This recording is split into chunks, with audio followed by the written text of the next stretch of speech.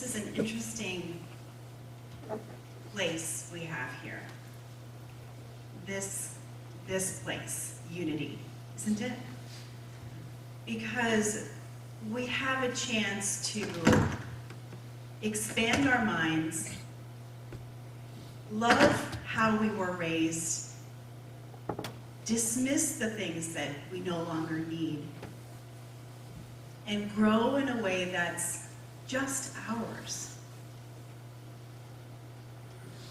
I almost forgot, because of all of that good stuff, I almost forgot that it was the season of Lent.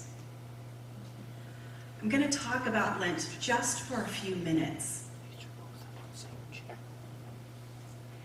So right now, in the Western Christian world, the season of Lent is happening. It's based on the 40 days where Jesus went out into the wilderness without food and drink. He was tempted. Then that leads up to the story of the crucifixion of Jesus and the resurrection of his spirit. I'm taking some time to talk about Lent and some other things because it brings up something in me that makes me bristle. Rules at church. I like rules that make sense. I like rules that keep me safe. I like routine. Sometimes rules are that healing balm that I really need in my soul, and sometimes not. There's a decline in church population, church participation, better said, across the country. And I think about that a lot. And I wonder sometimes if it has to do with rules that keep us from spirit. Maybe rules that feel like they are rules for the sake of being rules. And I don't want to judge rules because I believe, and I extend understanding that those rules were created from a place of love. Sometimes that love was disguised as fear. Well, when churches tell people how to think, that's what makes me stand a little rigid. Because who makes the rules? Does everybody know the rules? And how do you feel if you don't know the rules? Are you not part of the club? What happens if you break the rules or say no to the rules? And big question, what do rules have to do with God's love? Can rules bring us closer to God, source, creator? The answer might not be obvious. I want to share some religious rules with you, and as I do this, I want you to do a constant body check. How do you feel? Do you feel calm, easy, cozy, and at home in your body? Do you feel tight, pressured, mad? I'm going to speak to your thinking, conscious, human, Adam, man mind right now, but we know that there's more to you than that. So I'm also going to be speaking to that part of you that's lived before, that part of your eternal spirit that's had lifetimes before this one. So as I read these rules, pay attention to what comes up. Buddha's 10 rules of success. Find your own path. Become undaunted. Take small steps toward your goal. Work hard. Think positively. Embrace your failures. Don't compare yourself to others. Get the right friends. Live a balanced life. It's about the journey. Now, some fundamentals of Judaism. There is one God who wants people to do what is just and compassionate. A person serves God by learning the holy books and doing what the books teach. All people are made in the image of God and deserve to be treated with dignity and respect. Only God created the universe, and only He controls it. God is spiritual, not physical. God is interested in what people do, and He watches what people do. How do you feel? Islam, rules of living. Have complete faith on Allah. Strive to live a good life for good. You must do good in order to have good. Consult with others and give sincere advice to all. Help others make their lives easier.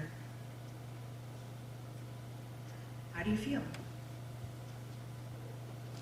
The 10 Commandments. You shall have no other gods before me.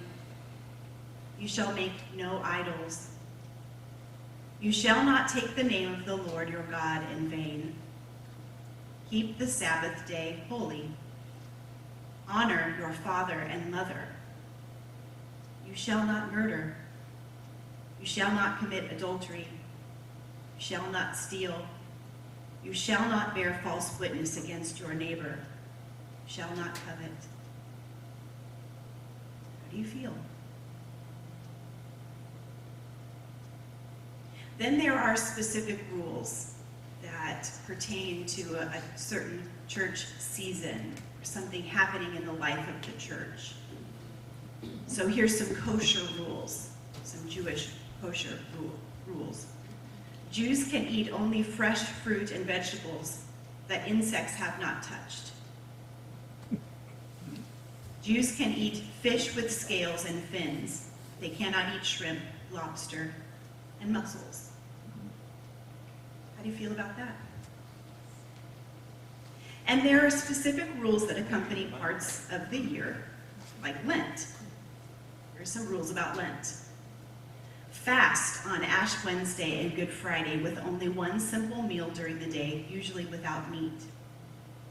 Refrain from eating meat or bloody foods on all Fridays in Lent, substituting fish, for example. Eliminate a food or food group for the entire season, especially consider saving rich and fatty foods for Easter. Consider not eating before receiving communion in Lent. Abstain from or limit a favorite activity like television or movies for the entire season, and spend more time in prayer, Bible study, and reading devotional material. And I ask you, how do you feel? Are you ready to sign up? Are you ready to ask more questions? Are you ready to hit the road? Maybe it changes by the day. Maybe it changes according to what you need. So do these church rules help or hinder? Maybe the rules of Lent and church rules in general offer comfort and predictability.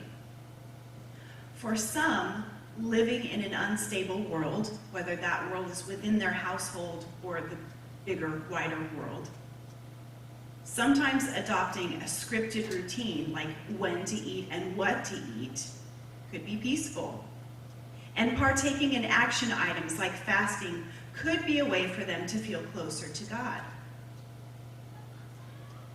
As a lifelong church nerd, I ask myself a lot of questions, and I think a lot of church thoughts.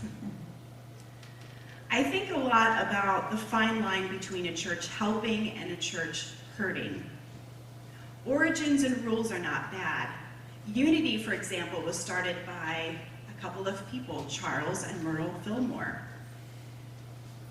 They realized, as I read about them, seems like they realized that some of the rules of church were getting in the way of spirit.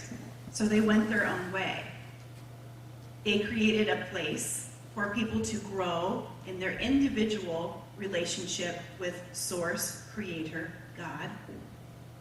And though there were some rules in place, the rules didn't take priority.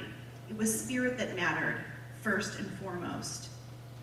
They stepped out of the business of managing church and they stepped into the business of love. Unlike Christmas or Easter, Lent is not about preparing. It's not about celebrating. It's not about living your best life. It's not about restarting. It's not about resetting. It's about going without. Feel that, hear that for a minute. It's about going without. When have you gone without? What does that mean to you? Does that bring thoughts of money, food, grieving? When have you gone without?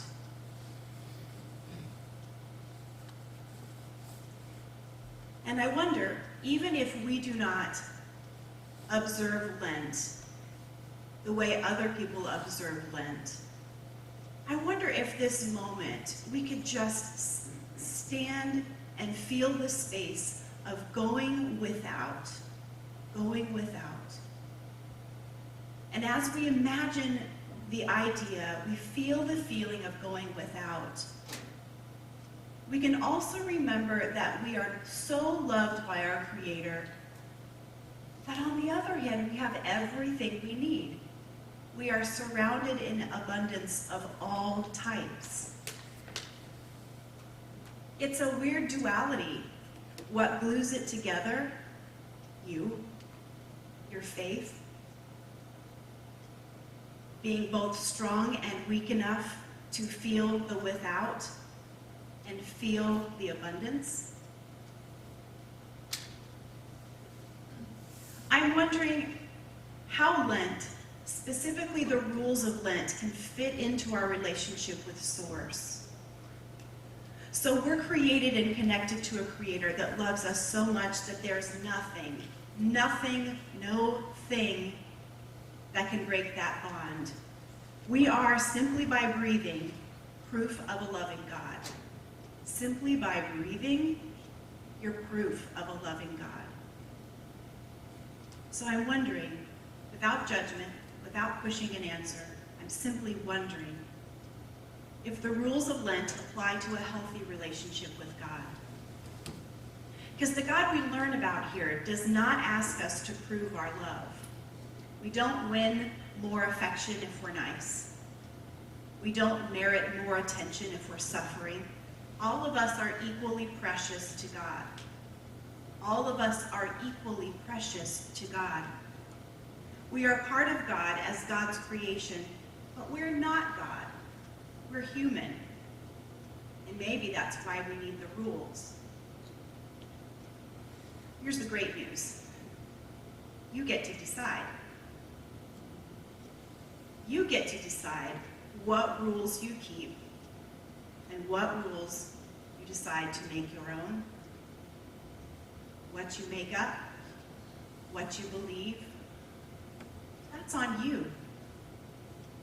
What's our job? To support that growth. It can be scary work because if you think differently than me, that means I have to say, okay, let me hold you through that. Let me hear more. I don't get to say, oh, I don't think that's right. Exception could be if that rule is not based in love. Maybe that's the rule. Maybe the rule is love. So in the weeks to come, the story of Jesus' death will unfold as it does every year. We don't talk solely about Jesus at Unity because we recognize that there are many teachers, many ascended masters, people who have lived, died, crossed over, and continue to teach us. They are ascended. They are our teachers. But Jesus will come into play quite a bit because it's part of our origin story. We will base a lot of what we talk about on the stories of Jesus, deconstructing them, tearing them apart, asking each other, is that BS? Could that be true? It's great. Despite the rules we may have been raised with, perhaps we can stretch ourselves to do some rewriting of our own story. If we believe that God is a loving God, then we can stand strong in our own questioning. For example, when Jesus died, did he really die for our sins? Is that the God, source, creator you've come to know? Was Jesus a sacrifice for our sins? Or was he murdered by people who hated him? And we can always look at this story from a metaphysical, spiritual lens. What do we hate in ourselves? What are we willing to kill off in ourselves instead of stopping to learn from it? The story continues. Jesus will be laid to rest, and then 3 days later, his body will be missing from the tomb. And then the story of his resurrection will be retold. And we get to sit and wonder about what might have really happened. Better yet, we can ask what we are bringing back to life. What are you getting ready to resurrect? What are we willing to love so deeply that we're willing to give it breath again? If Lent is going without, it makes me wonder if Lent is also about making space. As the story unfolds, and it goes from going without to ending with rebirth, regeneration, that work in between is exciting, and I don't want to miss it. So right now in this moment, talking about Lent, knowing it's going without, and knowing that part of Lent deals with fasting, abstaining, what is it in your life? I'm not going to ask you to answer out loud. I know I like to do that, but I'm not going to. What is it in your life that you're going to go without? Because when you go without, you're creating sacred space. And then you get to fill that space however you want. Think of it practically. Who's got a junk drawer in the kitchen? Yeah, or closet, or room, basement, house. No judgments here. But if you clean out that junk drawer, every time you walk by it or you open it, you get that little zing of, I did that, that feels good. And then you get to decide what you're going to put in that drawer or that closet or that basement. Same thing. When you clear something out spiritually, you get to decide what you're going to put back in there. It's a great opportunity. So, what are your church rules? That's a big question, and I want you to think about it in the days to come. What are your church rules? Think about it. What do you bring with you that maybe you've forgotten about, but they've been yours since you were a child? Go way back in your mind. Church rules could be anything. At my house, it was telling Dad that church started at 10:30 when it started at 10, so we'd be on time. It was wearing a dress. It was not eating an hour before church so you could receive communion. Church rules. What are your church rules? Now, what are your rules for life? We're talking about rules that we've always had kind of for the sake of rules. Let's extend that. What are your rules for life? And are there some rules in there that have been hanging out that maybe you don't need anymore? And as you think through this, you can ask the question, is this rule kind? Is it loving? Is it fair? Can I do it? Is it sustainable? And if not, maybe tell it to hit the road, Jack. Like Brian said, do your rules keep you clean? Do they keep you clear? Do your rules help you go closer to your Creator and to your God? And these beautiful souls walking in right now, do our rules support them as the next people sitting in these comfy chairs? It's a big question, and it's big work to do. Remember that you can ask these big questions of yourself and of each other in love and safety. Redefining old stuff can feel really good. Who's seen the movie Fight Club or heard of it? Okay, I don't know how this reference is going to go, but we're going to go for it. The first rule of Fight Club: there is no Fight Club. The first rule of God's club: there is no God's club. There is only love. And now it's time to take an offering for a beautiful